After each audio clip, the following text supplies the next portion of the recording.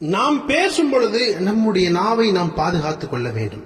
நிச்சயமாக இந்த நாவை கொண்டுதான் பல நன்மைகள் நடக்கிறது. இதே நாவை கொண்டுதான் பல பாவங்கள் நடக்கிறது.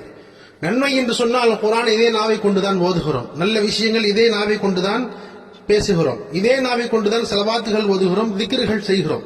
ஆனா இதே நாவின் கொண்டுதான் நிச்சயமாக மனிதர்கள் அதிகமாக பாவம் செய்கிறார்கள். என்ன செய்யறது? இந்த நாவை கொண்டு பொய் சொல்றது, இந்த நாவிலிருந்து கெட்ட வார்த்தைகள் பேசுறது, நிறைவேற்ற முடியாத வாக்குறுதிகளை கொடுப்பது. நிச்சயமாக நாவை கட்டுப்பாட்டில் வைத்துக் கொள்ள வேண்டும். ஒரு ஹதீஸ், அழகான ஹதீஸை பாருங்கள். நான் உறுதியாக கடைபிடிக்கும்படியான ஒரு செயலை எனக்கு சொல்லித் தாருங்கள் என்று நபிகள் நாயகம் ஸல்லல்லாஹு அலைஹி வஸல்லம் அவரிடம் நான் கேட்டேன். அப்போது நபிகள் நாயகம் ஸல்லல்லாஹு அலைஹி வஸல்லம் அவர்கள் தமது நாவை காட்டி இதை உமது கட்டுப்பாட்டில் வைத்துக் கொள்வீராக என்று ரசூல் ஸல்லல்லாஹு அலைஹி வஸல்லம் அவர்கள் கூறியதாக ஹஜ்ரத் ஹாரிஸ் இப்னு ஹிஷாம் ரலியல்லாஹு தஆலா அன்ஹு அவர்கள் அறிவிக்கிறார்கள். இந்த ஹதீஸ் தபரானி ஷரீஃபிலே பதிவாக